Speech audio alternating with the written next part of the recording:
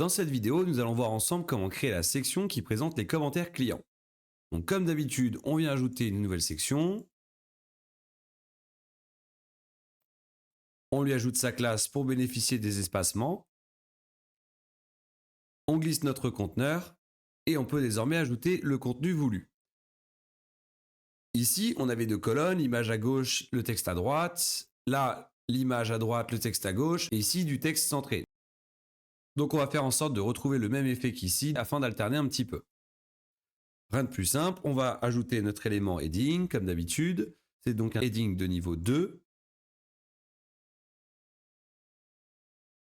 Ensuite, on va ajouter un paragraphe pour notre sous-titre. On n'oublie pas d'ajouter leur classe.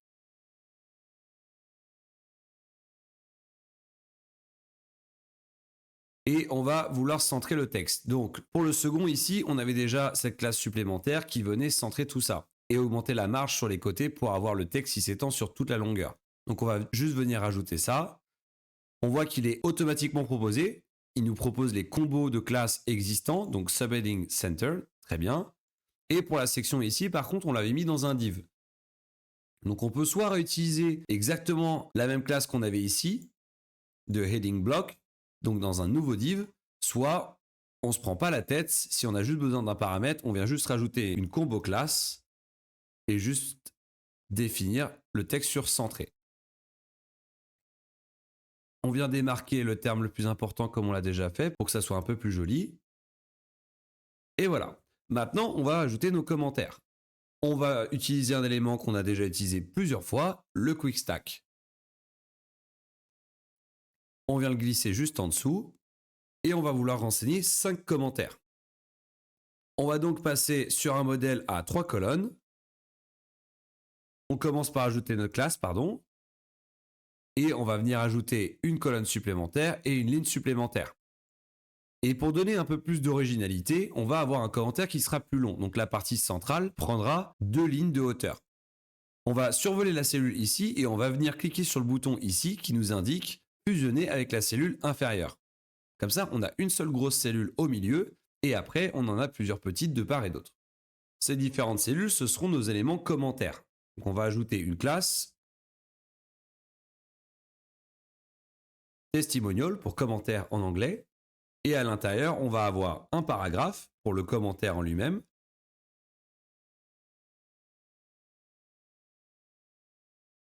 Et en dessous, un text block pour le nom de la personne à l'origine de ce commentaire.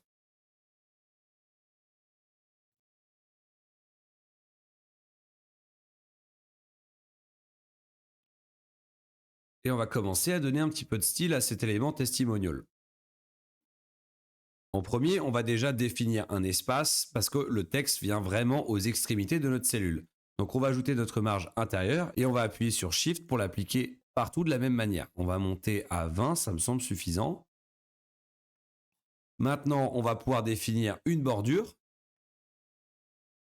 On va ici dans Border et juste en dessous de l'arrondissement des angles qu'on a déjà vu, on peut choisir sur quelle bordure on veut travailler. Nous, on va vouloir travailler sur toutes les bordures. Donc on veille bien à sélectionner la partie centrale ici.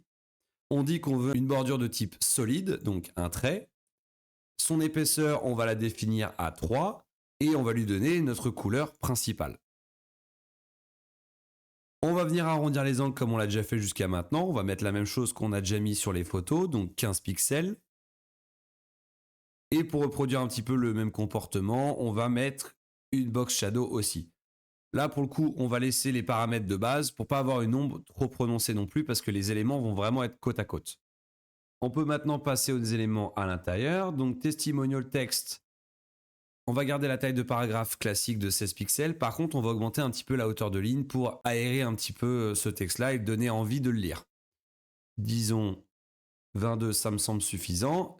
Et après, pour le nom, on va lui donner un peu de gras et lui augmenter sa taille et changer de sa police pour la police de titre pour contraster avec le commentaire en lui-même.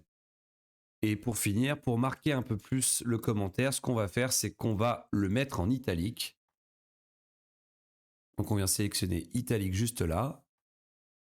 Et on a un résultat qui est plutôt pas mal. On va venir maintenant répliquer la même chose un peu partout. Donc on va d'abord venir mettre notre classe dans chacune des cellules.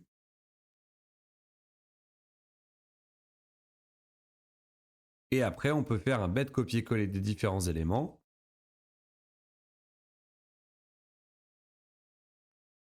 Je vais rapidement passer en accéléré pour pouvoir prendre le temps de changer tous les commentaires et je reviens dans une petite seconde.